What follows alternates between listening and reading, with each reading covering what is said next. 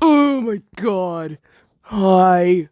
If I sound like absolute shit right now, it's because it is early in the morning and my nose feels like shit. Anyway, hi, hello, my name is Gamer, and this is probably your first time hearing my voice. If you haven't, tuned into my 2 channels that I have mentioned a few times, not much, but, a few times. If you're watching this on my channel, since I'm probably gonna post it there, hi, you've heard my voice before. You know how obnoxious it is. Also, if you recognize the little fella I'm using as a PNG right now, since I'm too lazy to actually make any sprites that represent myself, you're a pretty cool dude. Anyway, let me stop yapping and actually get to the topic of the video. SoiledCrown content, extra content, yay! You get to see the fruits of my slave labor. Actually, I probably shouldn't be saying that considering I'm a black person. Okay, enough unfunny jokes. Let's actually just get to the the extra content. I'm too lazy to do this. If you've been around the series for a pretty long while, or if you've just been watching the episode, you probably notice a few Easter eggs that I have scattered around.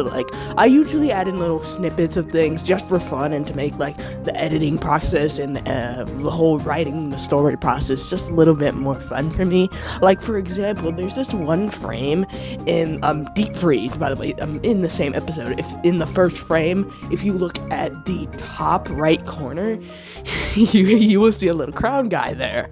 This is the image right here, by the way. This is the original image. I hid it in there for no particular reason. I wanted to see if anyone would notice it. No one did. There's also this little Easter egg cameo that I've talked about a few times, but Bloxy. Bloxy isn't an actual character in SoiledCrown. They're sort of like an extra, but they're an Easter egg because they specifically belong to one of my friends. They're a character of one of my friends that has appeared I think about twice. They've had 2 cameos in the series, and that was it. I also want to talk about this one comic entry right here because I did mention that it was inspired off of a TikTok that I saw, and I wanted to actually show what TikTok I was talking about since it was never really clarified. Bitch, what's for dinner?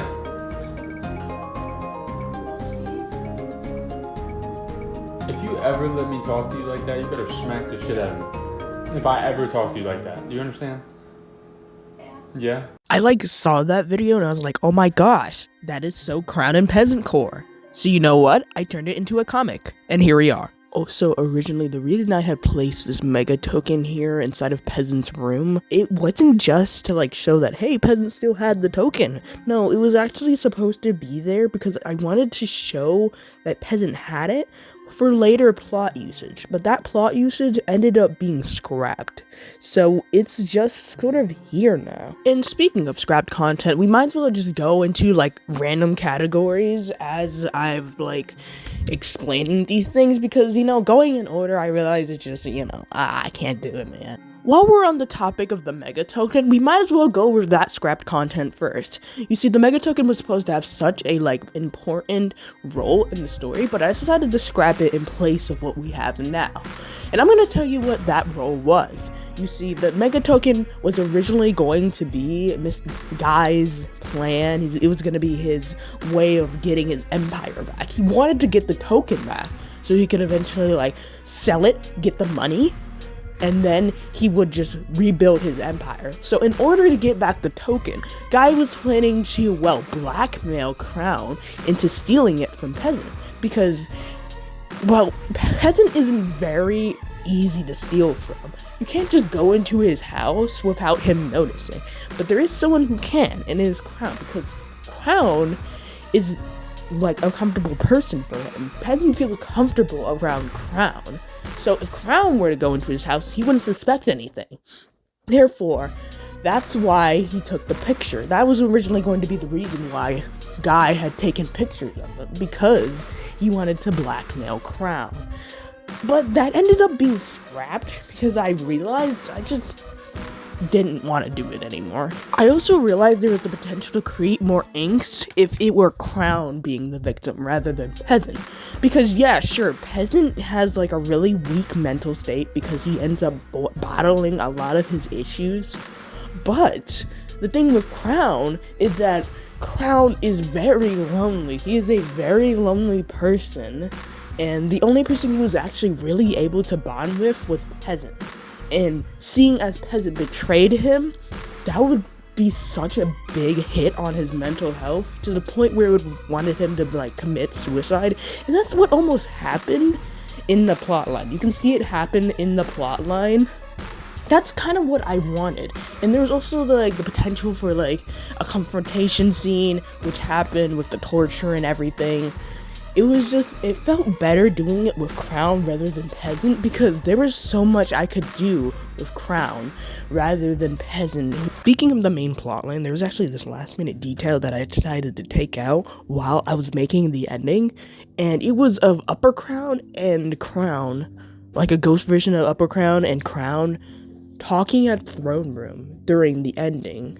Like, Upper Crown would have had like a hole in his chest to represent like, hey, my heart got ripped out, and Crown would have just been sitting there all nervous, but Upper Crown would have assured him that like it was his fault. Like, yeah, I deserve to die. What you did was the right thing. I was going mad. And it would have just ended there with them talking to each other and like restoring that father-son bond that they had lost during that ending.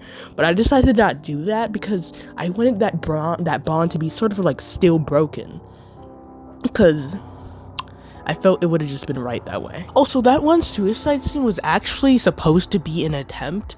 Like, Crown would have actually jumped off, and the only reason that he would have actually survived is that Peasant would have seen his crown like at the side of the bridge, and he would have been like, oh, wait a minute, he jumped off, and Peasant would have jumped in right in time, grabbed Crown out of the water, and then proceeded to get out of the water. Like, Chaos would have helped them get out and everything.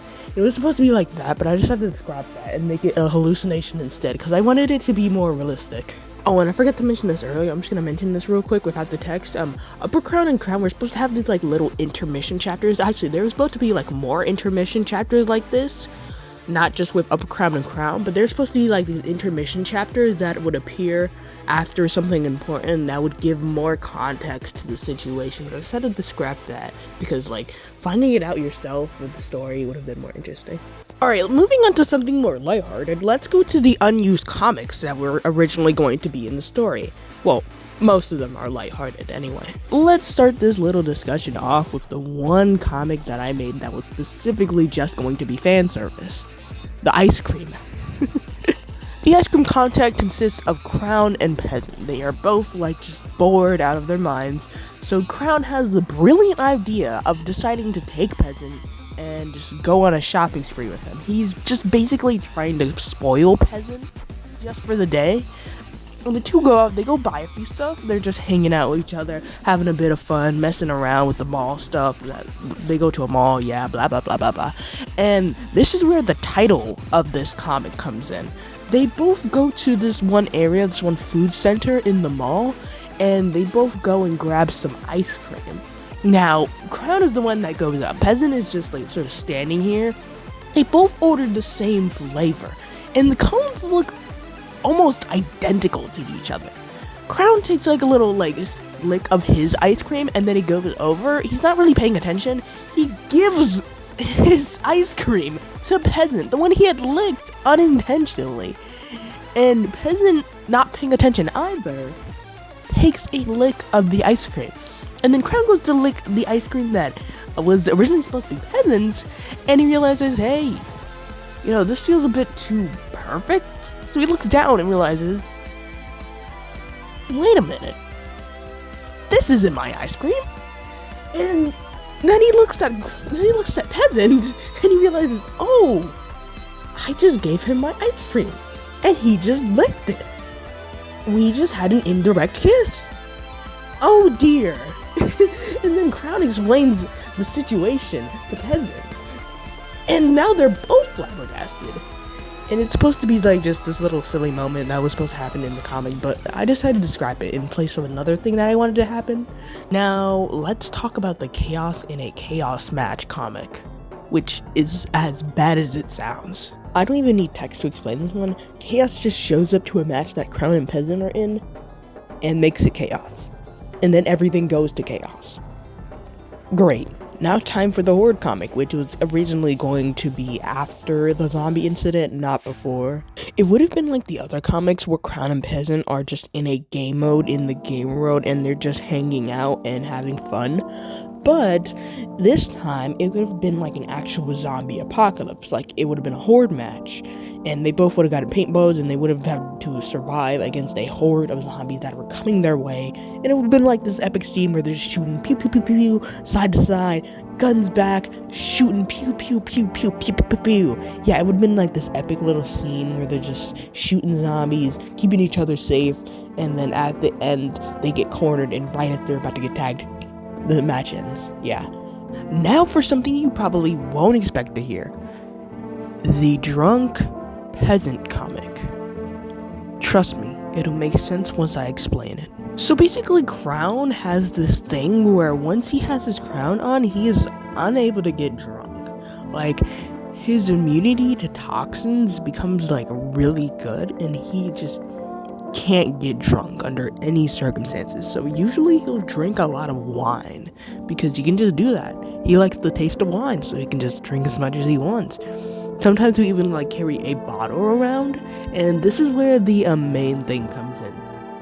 Crown is like drinking a whole bottle of wine, and he has it set down on a table, and Peasant comes over. He's like, oh hey, he's drinking that whole bottle of wine. It must not be that strong. Let me try some.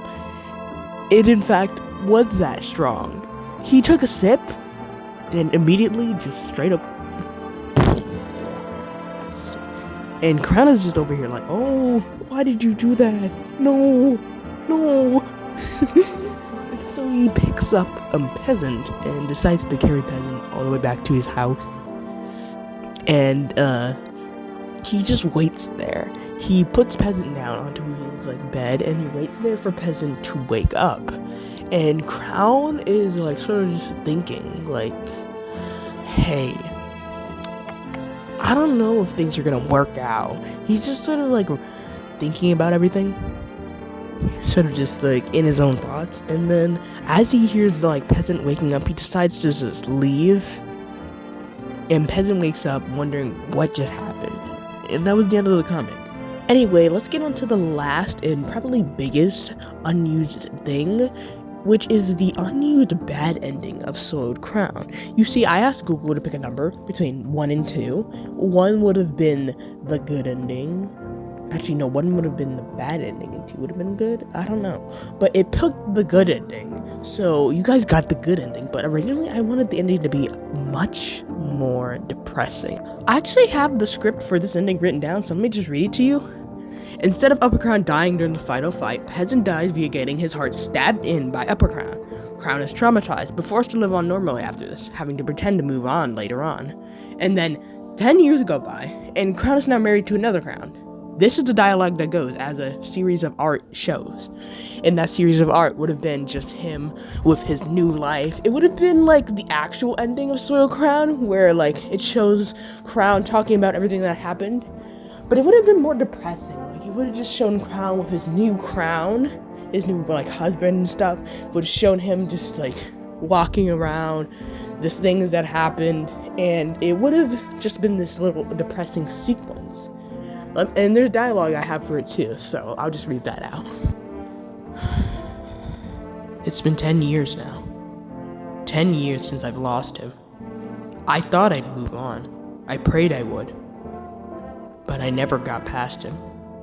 I'm married now to, as my dad says, a handsome and rich man. I don't love him, but I pretend I do. He'll never be Peasant. No one will ever replicate the love Peasant gave for me, even if we didn't know each other for long. It's the anniversary of the day we met. A visual of Crown sitting on the same couch Peasant and Crown first met on is seen. Crown stares at the empty spot of the couch before pulling his crown off and putting it on the ground. And it marks the day I'll meet him again. Then it ends with a blood splatter coming onto the crown on the ground, along with the ending text being next to it. Yeah, it's pretty tragic. And a little fact about that ending too is that Crown only stayed alive that long because he wanted to live for Peasant. But after the years went by, that will to live just dissipated. So, on that day, he just sort of snapped. And yeah, that's what happened in the ending.